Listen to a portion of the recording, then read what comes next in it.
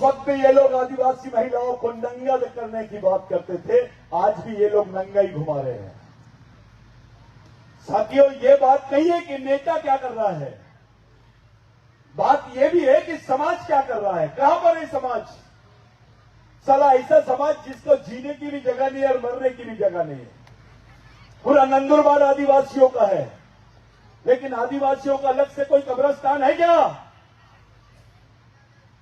आदिवासियों का कोई अलग कब्रिस्तान है?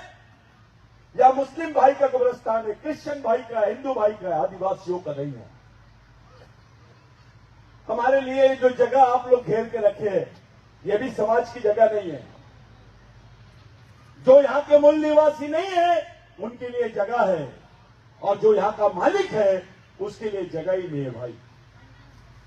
तो जैसे एक दीक्षा भूमि है, पूरे देश के दलित भाई वहां पर जमा हो जाते हैं, लाखों करोड़ों लोग जमा होते हैं, क्योंकि उनके पास जमीन है।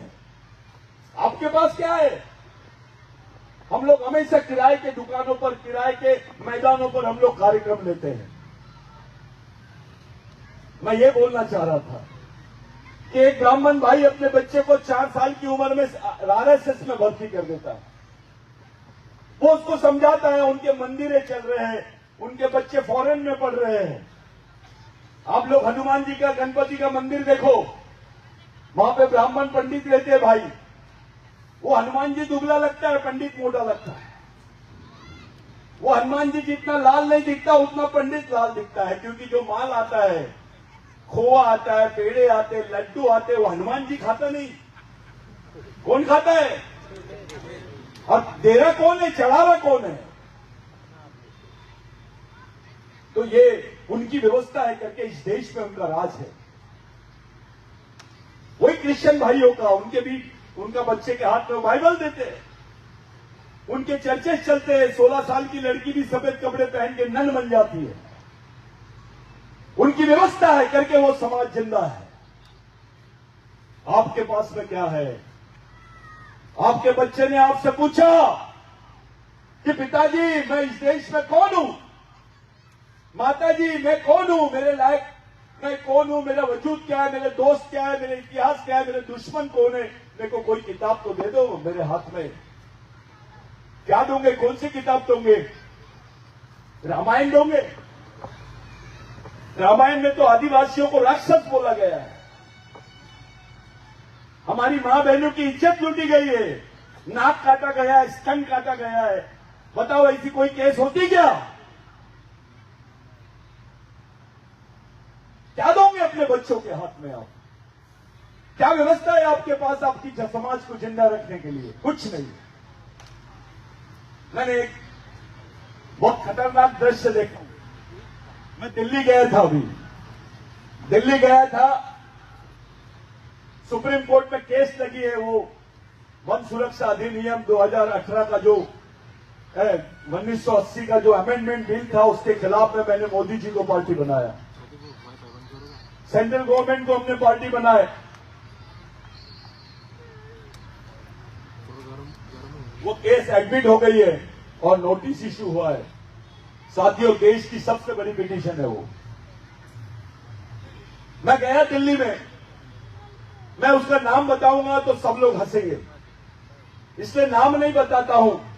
कार से उतरा हो, लाल बत्ती है अपने समाज के आदमी को, और जैसे कार से उतरा तो 5-6 पूरी हलवा वो गाय के पीछे पीछे लेके भाग रहा था। वो गाय भाग रही थी और ये भी भाग रहा था, तुम्हारा मिनिस्टर। मैं बोला यार इसको क्या हो गया? वो टैक्सी वाले को पूछा, यार ये तो हमारा आदिवासी मिनिस्टर है। साहब रोज आता है, बोले गाय को 10-15 पूरी देता है, हलवा खिलाता है। मैंने बोला इसीलिए मिनिस्टर बना है इसको।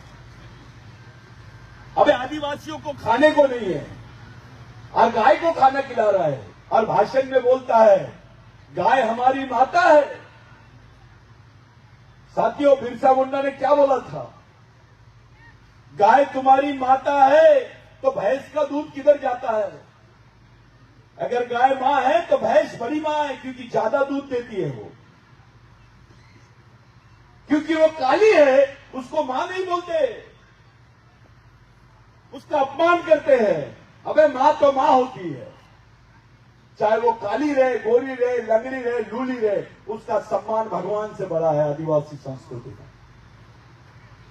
तो ये लोग गाय को मां बोलते हैं, लेकिन भैंस की तरफ देखते भी नहीं, उसको बड़ी मां बोलने के लिए शर्म आती है। और मैंने एक बहुत बड़े विद्वान आदमी को पूछा, बहुत गरम गरम दे रहा था वो आदिवासियों के बीच। मैंने बोला भैया मेरे एक बात का सवाल का जवाब दो, कोई अपनी मां के दूध का बिजनेस करता है क्या? जिस चीज को आप मां बोलते हो, अपनी मां के दूध का बिजनेस हो सकता है क्या? या बिजनेस होता है, भगवानों का भी बिजनेस होता है। लड़ाई दो लोगों के बीच की है, एक भगवान को मानने वाले लोग और दूसरा भगवान का उपयोग करने वाले लोग। ये समझ लेना जरूरी है। आदिवासी ने कभी भगवान का उपयोग नहीं किया, आदिवासी ने कभी किसी के ऊपर छीना नहीं। वो मेहनत करता है, 6 फीट का भी रहता है तो दिन भर मेहनत करता है, गड्ढा खोदता है। उसको किसी अंकलाचार्य शंकराचार्य ने नहीं समझाया, किसी अरम धर्म की जरूरत नहीं है। हमारे खून में ईमानदारी है। इस जमीन पे सबसे ज्यादा ईमानदार कोई व्यक्ति है तो वो आदिवासी आदमी है। ये मैं नहीं बोल रहा हूं, विज्ञान बोलता है। सोचो, तब कोई धर्म का आदमी नहीं गया आदिवासियों को समझाने के लिए। ये तो हमारे खून में है, हमारी संस्कृति है। किसी झाड़ का पत्ता भी तोड़ते हैं तो उसको पूछ के तोड़ते हैं। किसी जानवर को भी मारना होता है तो देखते हैं उसकी उम्र हो गई क्या। ये हमको संस्कृति समझा रहे हैं। साथियों, हमारी सामाजिक व्यवस्था निर्माण करने की बात है। मैं कुछ बात शाम में कुछ अलग टाइप की बात करने जाऊंगा, लेकिन मैं बात करने के लिए आपसे कर रहा हूं। थोड़ा माहौल आप लोगों के दिमाग में बने कि अपने को शाम में क्या करना है।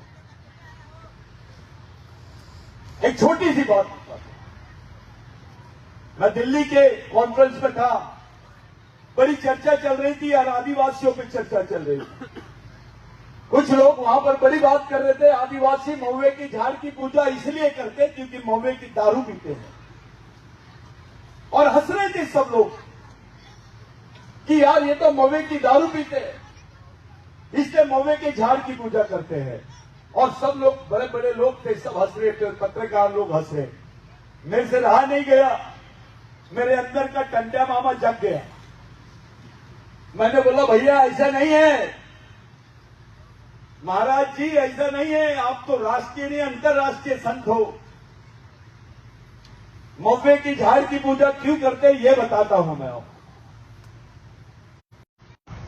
तब जवार नहीं होती थी तो आदिवासी आदमी नहीं, मानव वो महुए के झाड़ की रोटियां बना के, उसके पत्तों की रोटियां बना के खाते थे।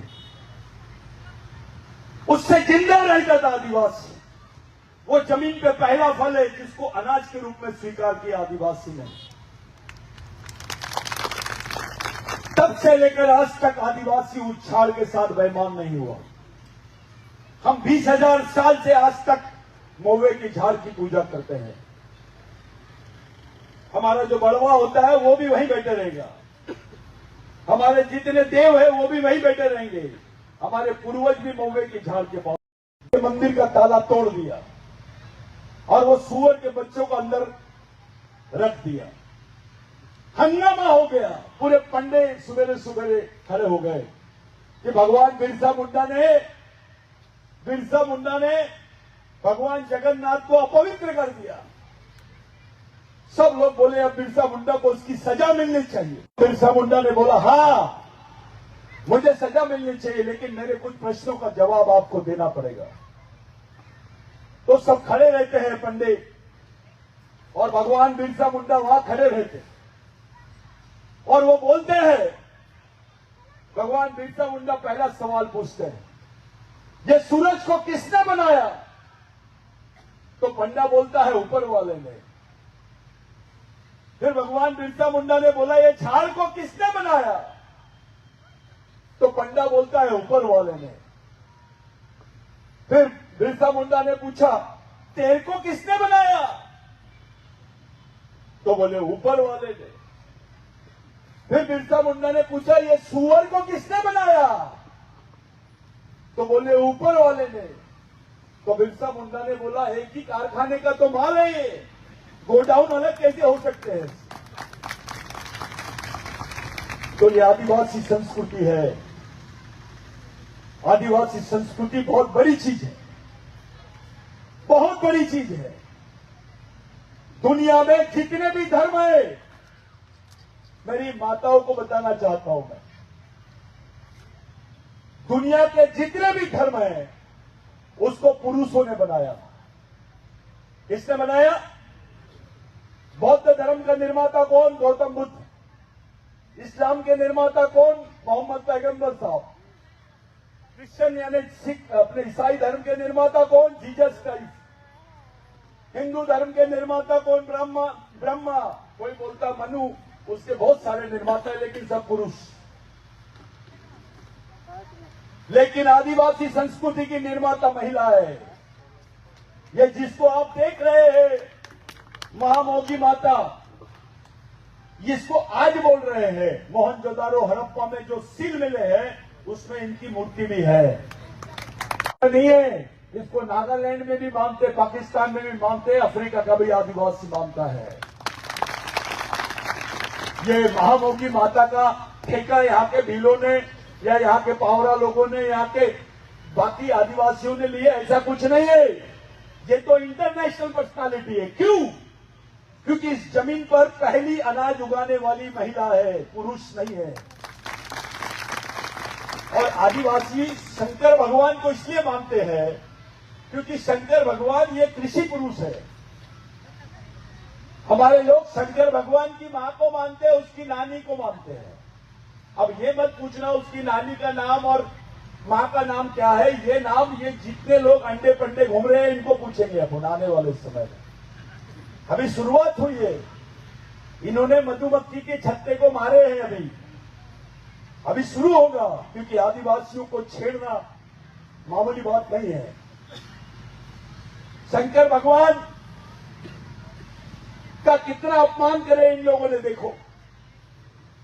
उसको विभूति लगा दिए मसान घाट की, और उसको नंगा ही रखे, उसको कपड़े नहीं पहनाए। बाकी भगवानों को देखो, सोनू का मुकुट, बाकायदा कपड़े, ऐसा लगता है कि अभी रेमंड से लेके आया है। बेचारे शंकर भगवान को ठंडी में बर्फ में रख दिए उधर। कहां पर? वो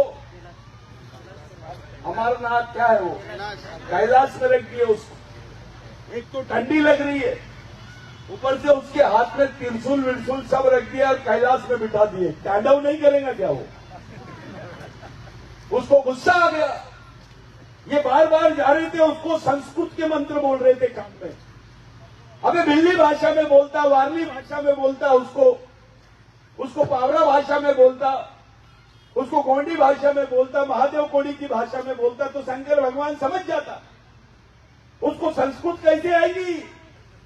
क्योंकि संस्कृत तो इस देश की भाषा ही नहीं है। तो उसने वो मुंडी हिला दिया, बार बार बोल रहे थे, उसने मुंडी हिला दिया। अब देखो वहां के क्या हाल हो गए। कहां पर? उत्तराखंड में पूरा वो आ गया। मैंने एक पंडित जी को बोला, मैंने इसको संस्कृत के मंत्र नहीं बताना, ये आदमी थोड़ा अलग है, ये आदिवासी आदमी है, इसको थोड़ा छेड़छाड़ मत करो। तुमको कुछ नहीं लगा, शंकर भगवान को सीधा ले जाके कब्रिस्तान में बिठा दिए इन्होंने। कोई भगवान को ऐसा बिठाते क्या? ऐसा अपमान करते क्या? उसको दारू पिला रहे हैं उधर। तो मैं बताना ये चाहता था